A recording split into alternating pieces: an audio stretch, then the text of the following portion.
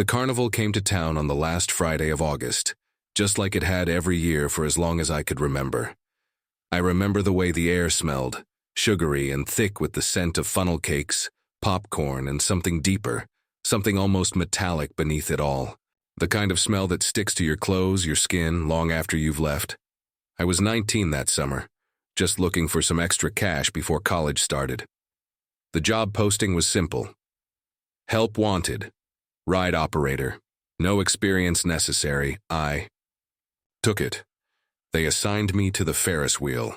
It was an old thing, rust creeping up its steel legs, its paint chipped and faded from years of sun and rain. But it still worked. That's all that mattered.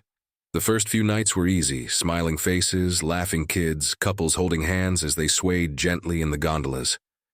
I'd press the button, the wheel would turn, and for 3 minutes they'd float above the world, weightless. Then, on the fourth night, she showed up. It was near closing time. Most of the crowd had trickled out, leaving behind crumpled napkins and half-eaten candy apples. The music from the carousel had stopped, and the only sounds were the distant hum of generators and the occasional creak of the Ferris wheel settling in the cooling night air. That's when I saw her. She stood at the base of the ride, completely still, tall, too thin, her dark hair hanging in tangled strands around her shoulders. And that dress, bright red like fresh blood, the fabric old-fashioned lace at the collar and sleeves. It looked like something from another time, but the thing that really got me? She was barefoot. No shoes, no purse. Just her standing there. In the dirt, her feet pale against the dark earth. I cleared my throat. Last ride's in 5 minutes. She didn't answer, just held out a single ticket between two bony fingers. I took it. The paper felt wrong, too thick, too stiff, like it had been folded and unfolded too many times. I glanced at it. One word was scribbled across the back in faded ink. Again. I frowned but didn't say anything, just nodded her toward the gondola. She climbed in without a sound. I hit the lever. The Ferris wheel groaned to life, lifting her into the sky. Most people laugh on the way up. They wave at their friends. Take selfies, lean over the edge to see how high they've gone. Not her. She sat perfectly still, hands folded in her lap, staring straight ahead. I watched her the whole time, at the very top. The wheel stopped, standard procedure to let people enjoy the view. That's when she turned her head, slowly, deliberately, and looked right at me. Even from that distance, I could see her eyes. They were wrong. Too dark, too empty. Like two holes punched into her face. Then, crack. A sound like snapping metal echoed through the carnival. The Ferris wheel jerked, tilting violently to one side. I lunged for the emergency stop, my heart hammering. The gondolas swayed, the entire structure groaning like it was about to collapse. And then silence. The ride settled. The girl hadn't moved.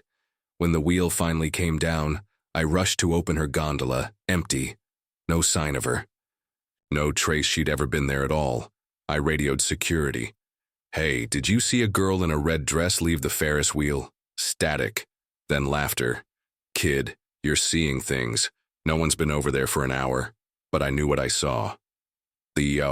Next morning, I went digging through old carnival records in the storage trailer. Dusty boxes, yellowed papers, incident reports from decades past. And then I found it. A single page. Dated August 30th, 1987. Accident on Ferris wheel, gondola malfunction. 1 fatality, female, late teens, red dress. Body not recovered. There was a photo paper clipped to the report. Black and white. Grainy.